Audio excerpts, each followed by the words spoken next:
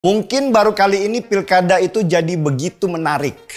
Biasanya pilkada yang dipantau secara nasional itu hanya ada di Jakarta saja. Karena memang Jakarta menjadi tangga terdekat untuk tarung di nasional. Tapi sekarang orang memantau pilkada bukan hanya di Jakarta. Mereka juga memantau di Jawa Tengah, Jatim, Sumatera Utara, bahkan juga di Bali. Bisa dibilang pilkada kali ini bukan sekedar memilih pemimpin daerah, tetapi sudah menjadi ajang pertarungan antara PDI Perjuangan dan mantan kadernya yaitu Joko Widodo. Kalau kita tengok lagi ke belakang, perseteruan antara Jokowi dan PDI Perjuangan itu berawal dari keinginan istana untuk memperpanjang masa jabatan presiden menjadi 3 periode, tetapi ditolak oleh Megawati. Permintaan 3 periode itu kemudian diperhalus menjadi perpanjangan jabatan presiden selama 2 tahun saja dengan alasan 2 tahun hilang karena COVID. Tetapi tetap ditolak oleh Megawati. Padahal hampir semua partai setuju dengan usulan perpanjangan masa jabatan presiden itu. Dan dari sanalah ketegangan antara Jokowi dan Megawati Soekarno Putri selaku Ketua Umum PDI Perjuangan itu semakin memuncak. Fitnah-fitnah terhadap Megawati disebarkan melalui propaganda bahwa Mega adalah nenek peot yang pemarah dan suka merendahkan. Bahkan Andi Wijayanto, mantan Gubernur Lemhanas dan mantan anak buah Jokowi, itu pernah mengatakan ada 3 janji Jokowi dalam menentukan pemenang di Pilpres 2024, yaitu 1. Prabowo menjadi presiden, 2. PSI masuk parlemen, dan 3. suara PDI Perjuangan akan terjun bebas. Janji bahwa Prabowo jadi presiden itu sudah terlaksana. Tetapi gerakan untuk menjadikan PSI masuk parlemen itu gagal sudah. Karena sorotan netizen plus 62 terhadap aplikasi Sirekap yang aneh dan tampak seperti memenangkan PSI.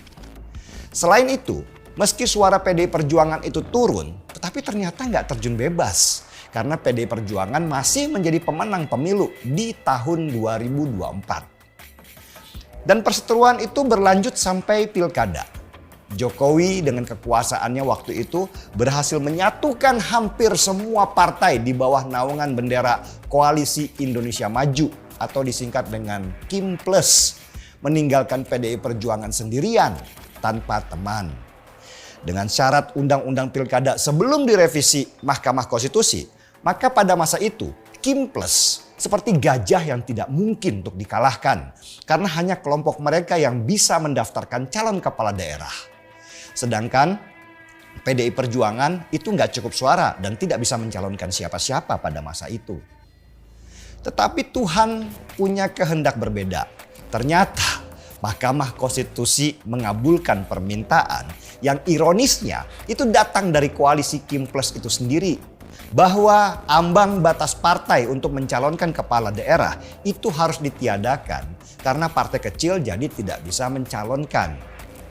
Dan Mahkamah Konstitusi pun akhirnya memutuskan bahwa meskipun tidak punya kursi di DPRD, partai berhak mencalonkan kepala daerah. Papan catur politik itu langsung berubah. PDI Perjuangan mengambil kesempatan itu dan mencalonkan sendiri kepala daerahnya berlawanan dengan koalisi partai yang dibentuk oleh Jokowi. Dan itulah yang terjadi di mana-mana. PDI Perjuangan seperti kisah David melawan Goliat. Si kecil melawan kekuatan penguasa yang jauh lebih besar dan lengkap persenjataannya. Terutama di provinsi-provinsi besar seperti Jawa Timur, Jawa Tengah, Sumatera Utara, Bali, dan tentu saja Jakarta. Ini yang menarik karena Jokowi juga tidak mau menyembunyikan lagi jati dirinya. Dulu ketika di akhir masa jabatannya sebagai presiden, banyak pendukungnya yang bilang kalau Jokowi itu punya potensi sebagai sekjen persatuan bangsa-bangsa. Jokowi sudah di level nasional sebagai presiden. Seharusnya dia mencari karir di level internasional.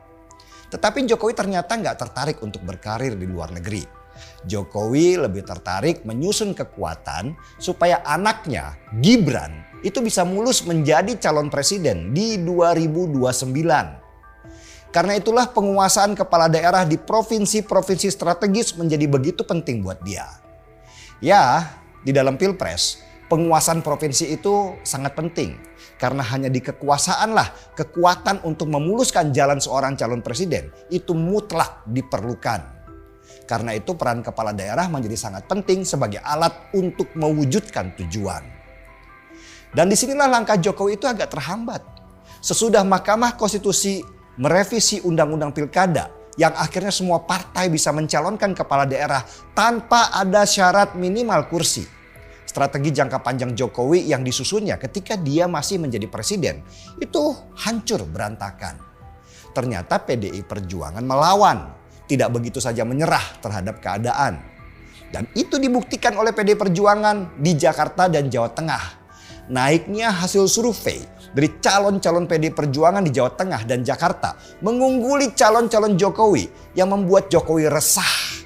Karena meski provinsi lain juga besar, tetapi Jawa Tengah dan Jakarta adalah provinsi paling strategis untuk memuluskan jalan Gibran di 2029. Jokowi tidak tahan dan dia akhirnya turun ke jalan. Sudah tidak ada lagi rasa untuk sungkan untuk mengkampanyekan calonnya di Jawa Tengah dan Jakarta. Bahkan Jokowi berhasil memvideokan dukungan Prabowo yang sudah sah menjadi Presiden Republik Indonesia untuk di Jawa Tengah.